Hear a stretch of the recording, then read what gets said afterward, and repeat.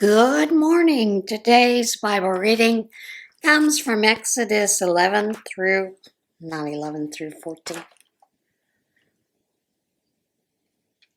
I read through 11 yesterday, so today we will be reading 12 through 14. Read next chapter for you. That's okay, we'll get back on track today. All right, God said to Moses and Aaron while still in Egypt, "This month is to be the first month of the year for you. Address the whole community of Israel. Tell them that on the 10th of this month each man is to take a lamb for his family, one lamb to a house.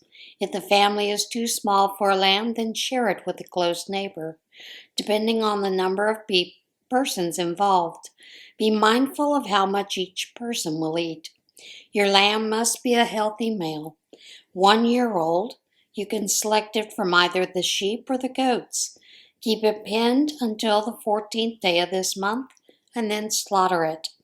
The entire community of Israel will do this at dusk. Then take some of the blood and smear it on the 2 doorposts and the lintel of the houses in which you will eat. You are to eat the meat roasted in the fire that night along with bread, made without yeast and bitter herbs. Don't eat any of it raw or boiled in water. Make sure it's roasted, the whole animal, head, legs, and innards. Don't leave any of it until morning. If there are leftovers, burn them in the fire.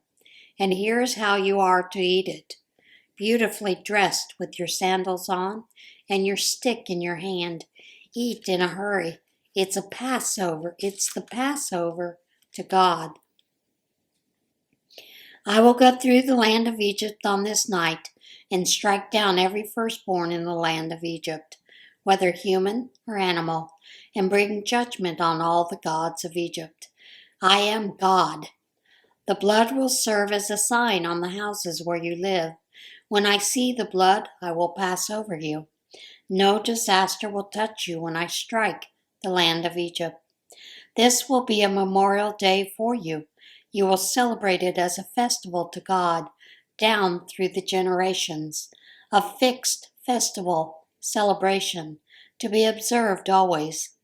You will eat unraised bread, matzah, for 7 days. On the first day, get rid of all the yeast from your houses. Anyone who eats anything with yeast from the first day to the 7th day will be cut off from Israel. The 1st and the 7th days are set aside as holy. Do no work on those days, only what you have to do for meals. Each person can do that. Keep the festival of the unraised bread. This marks the exact day I brought you out in force from the land of Egypt. Honor the day down through your generations, a fixed festival to be observed always. In the first month, beginning on the 14th day at evening, until the 21st day at evening, you are to eat unraised bread. For those 7 days, not a trace of yeast is to be found in your houses.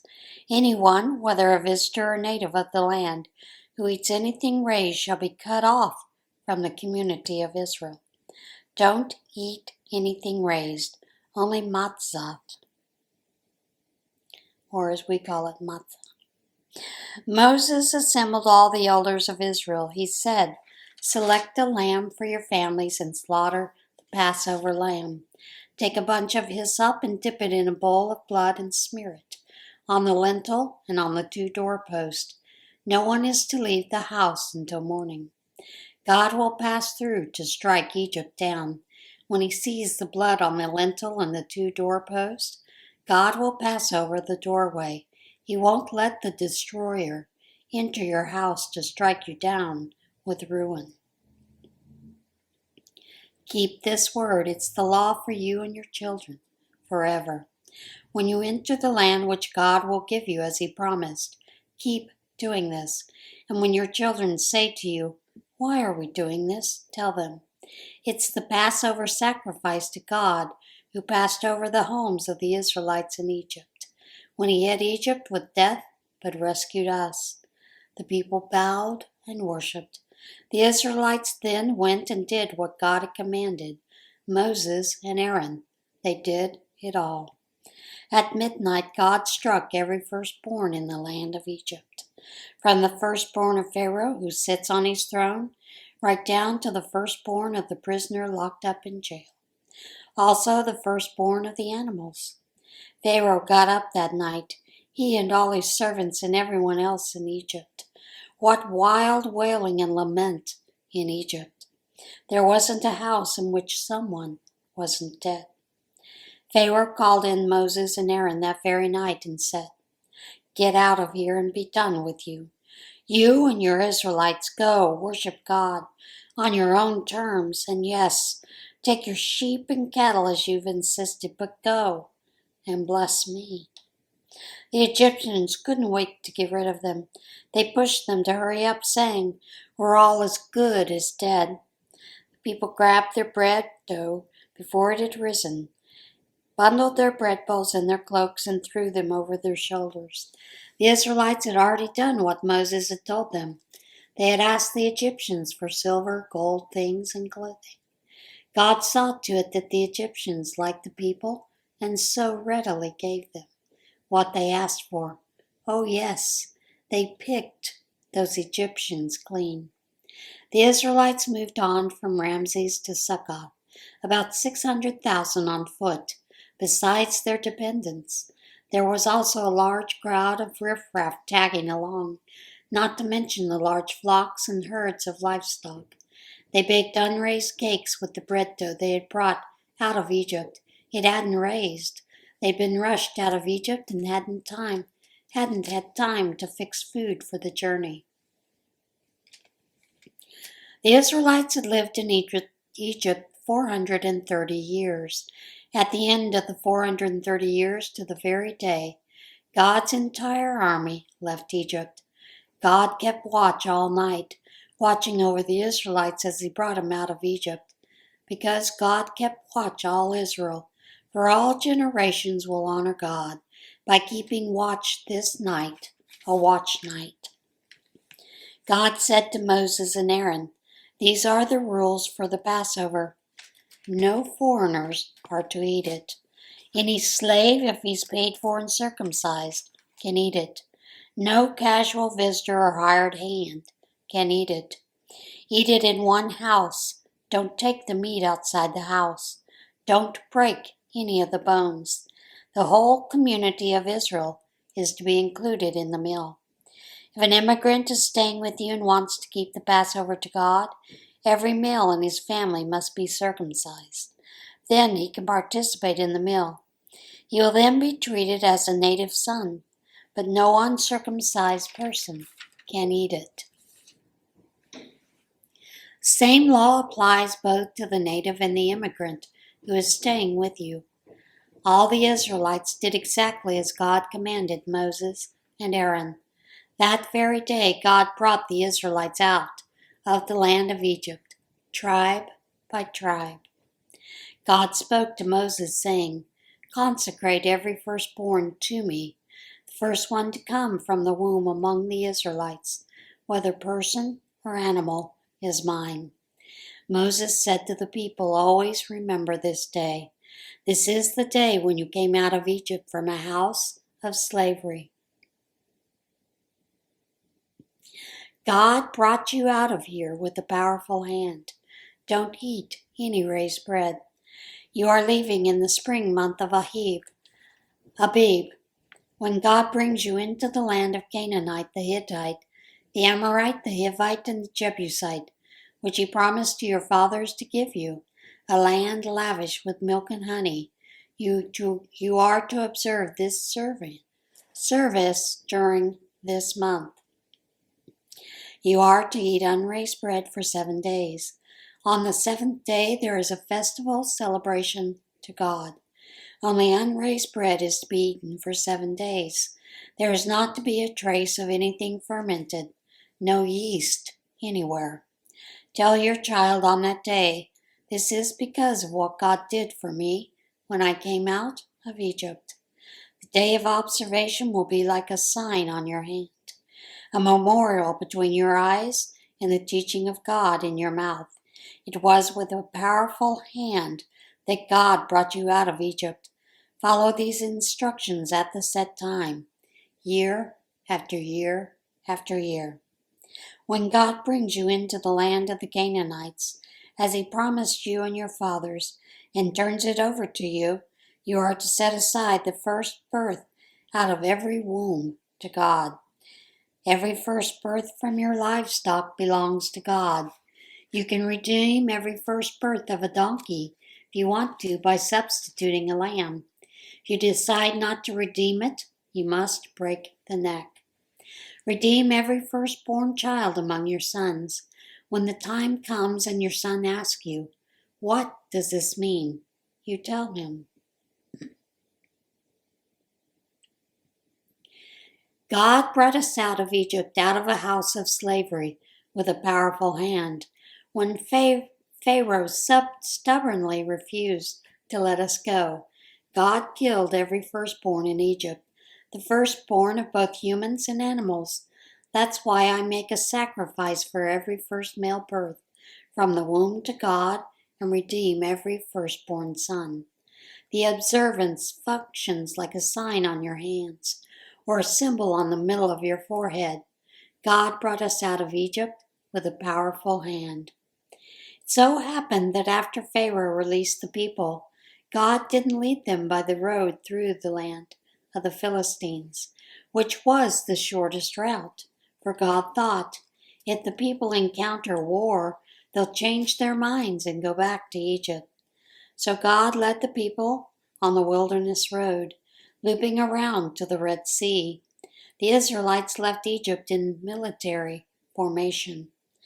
Moses took the bones of Joseph with him, for Joseph had made the Israelites solemnly swear to do it, saying, "God will surely hold you accountable, so make sure you bring my bones from here with you." They moved on from Succoth, and they camped at Etham, at the edge of the wilderness. God went ahead of them in a pillar of the cloud during the day to guide them on the way, and at night in a pillar of fire to give them light. Thus they could travel both day and night.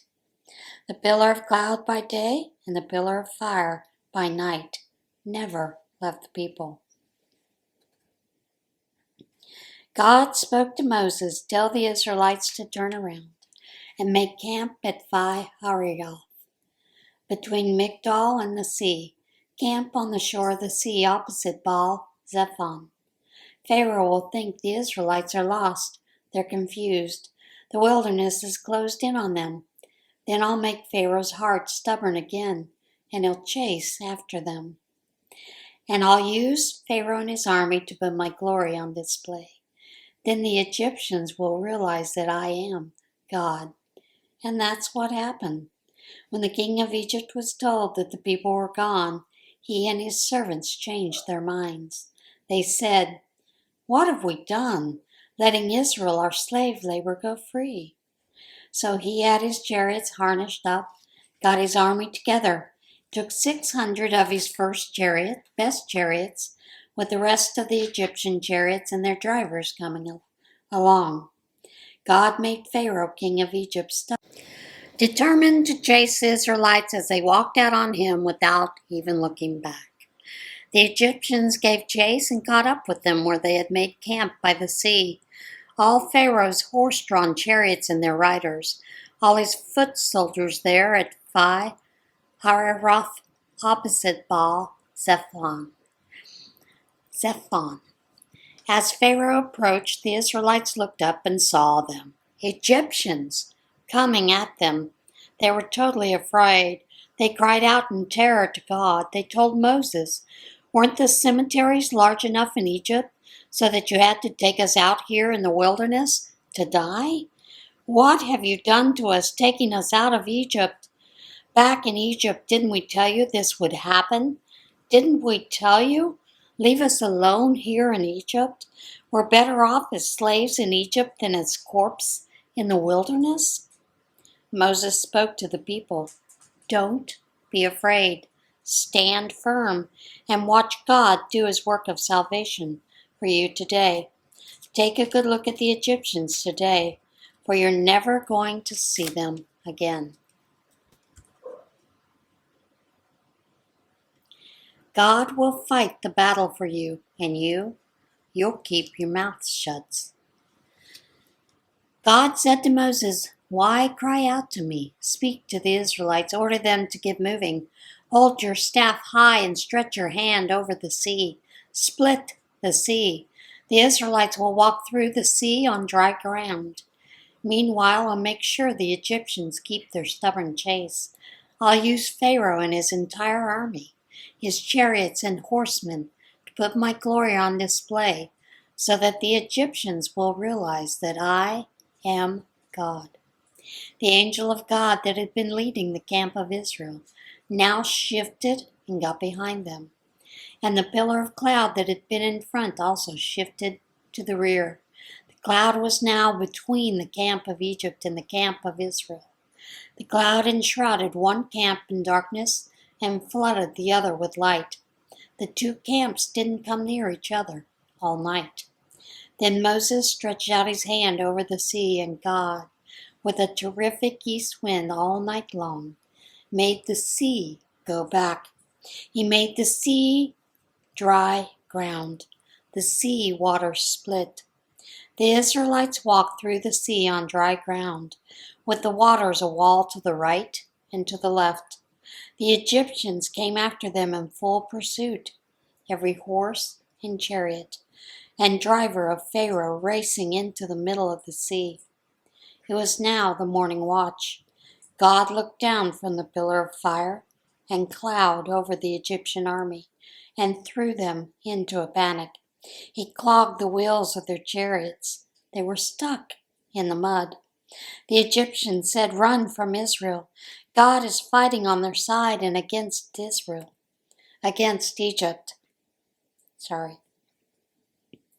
God said to Moses, "Stretch out your hand over the sea, and the waters will come back over the Egyptians, over their chariots, over their horsemen."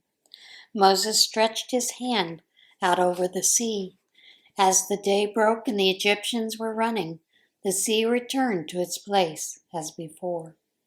God dumped the Egyptians in the middle of the sea. The waters returned, drowning the chariots and riders of Pharaoh's army that had chased after Israel into the sea. Not one of them survived. But the Israelites walked right through the middle of the sea, on dry ground, the waters forming a wall to the right and to the left.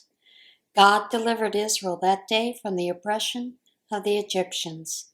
And Israel looked up at the Egyptian dead, washed up on the shore of the sea, and realized the tremendous power that God brought against the Egyptians. The people were in reverent awe before God and trusted in God and his servant Moses. And that is it for today's Bible reading. As always, get in touch with God today, and I'll see you again tomorrow. Bye.